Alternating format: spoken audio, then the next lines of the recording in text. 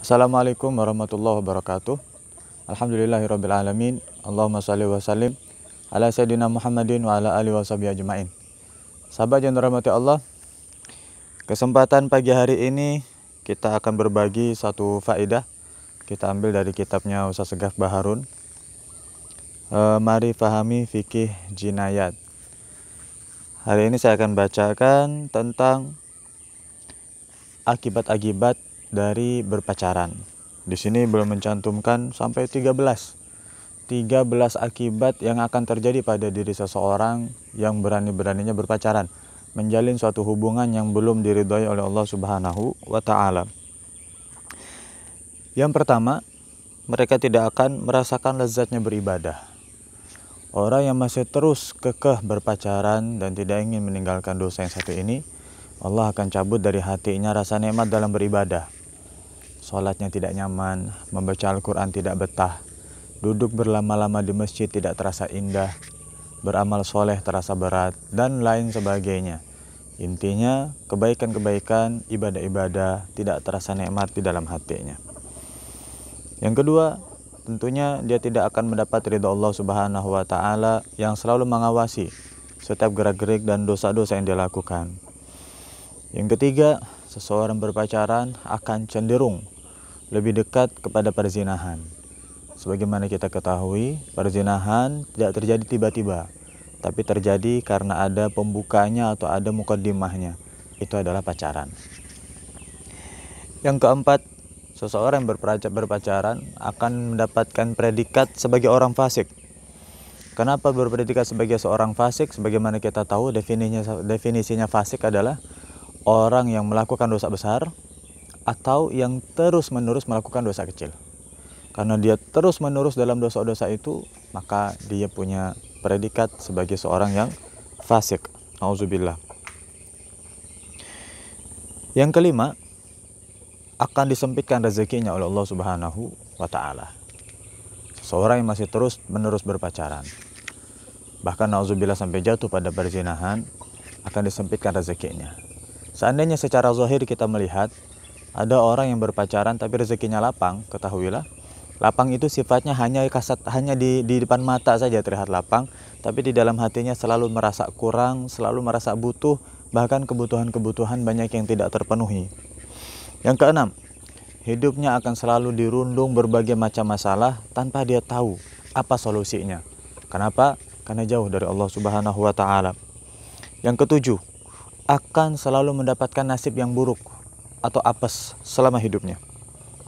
Yang kedelapan, akan hilang kewibawaannya di mata manusia, sehingga di mata manusia dia tidak akan ada rasa hormat, tidak akan mendapatkan rasa hormat dari orang-orang yang ada di sekitarnya.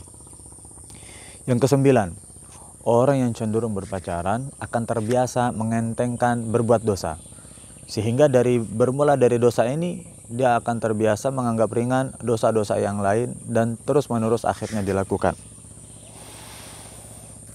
Yang kesepuluh, dia akan dibalas oleh Allah Subhanahu wa taala dengan cara apa?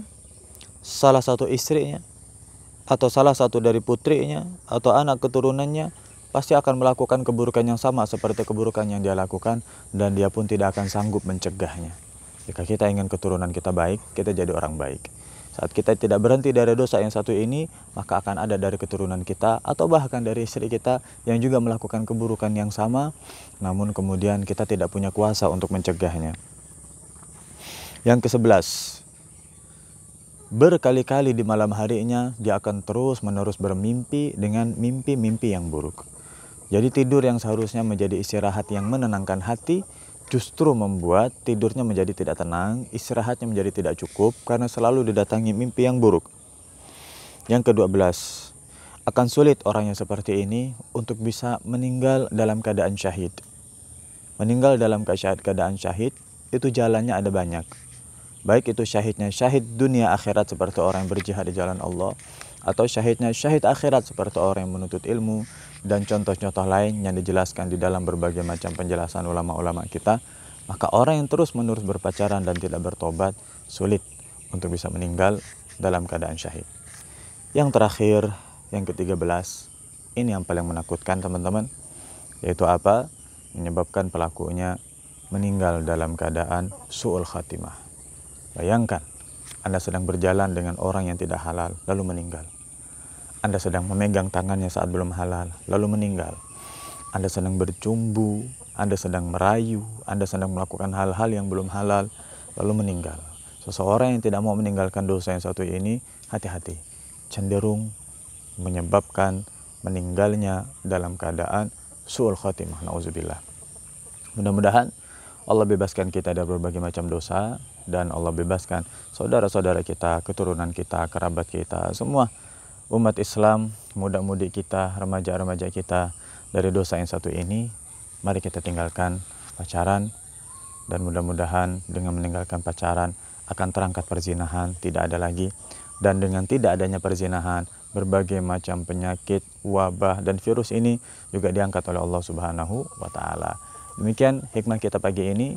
Jazakumullah khairal jaza. Assalamualaikum warahmatullahi wabarakatuh.